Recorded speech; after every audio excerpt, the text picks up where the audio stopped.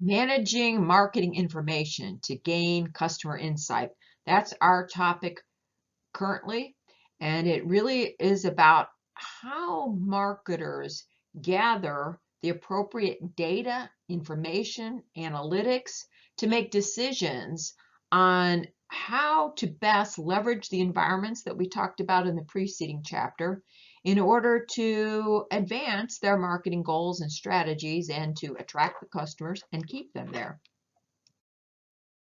Our learning objectives are to explain the importance of information in gaining insights about the marketplace and customers, define the marketing information system and discuss its component parts, outline the steps in the market research process, explain how companies analyze and use marketing information and data, and discuss the special interests and issues some marketer researchers have and they face, including public policy and ethics issues.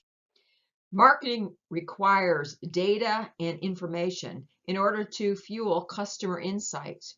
When we look at customer insights, we're thinking about fresh marketing information that's based on the understanding of customers and the marketplace. And that becomes the basis for creating value, engagement, and relationships.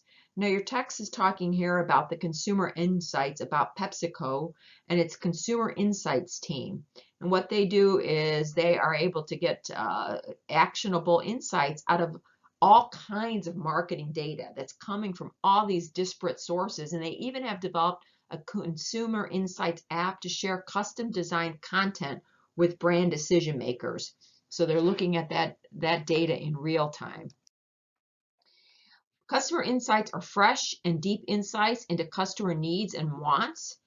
They're important, but they're often difficult to obtain. Not that we aren't being deluged and attacked by all the data from a variety of different sources sometimes, we feel, but needs and buying motives are not always obvious in the data sets. Customers usually can't tell you what and why they buy.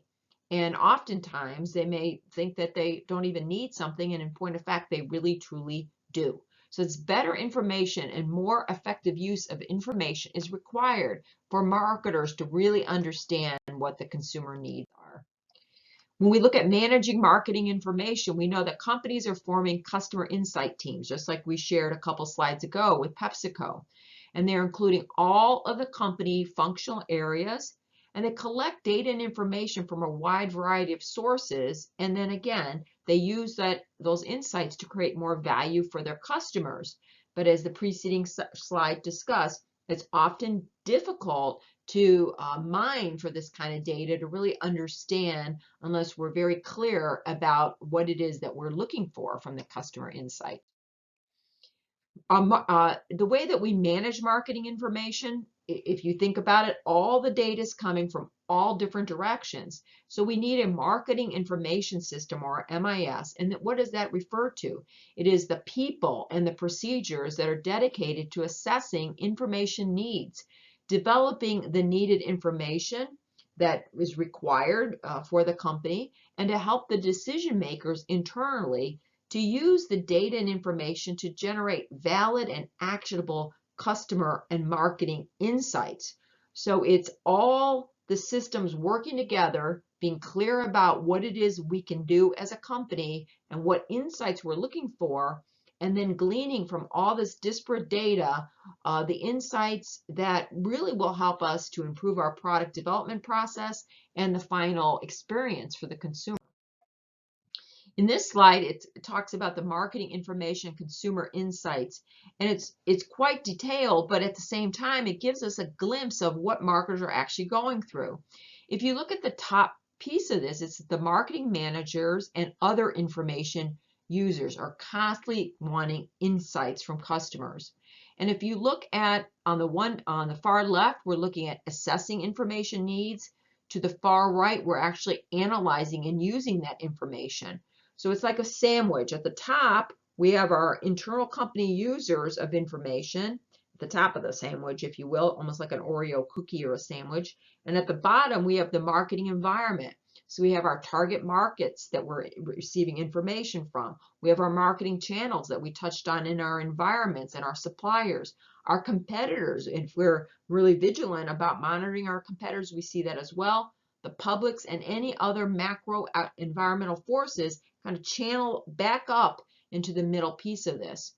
So when we develop our marketing information systems, we're bringing in internal databases, records about our customers. We're looking at marketing intelligence and some competitive intelligence and insight about what's happening from market share, share of wallet, all kinds of metrics that we use.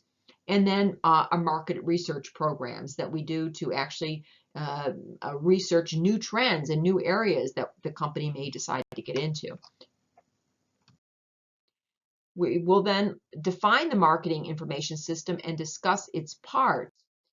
A marketing information system, as we talked about before, provides information to the company's marketing and other managers, as well as to the external partners.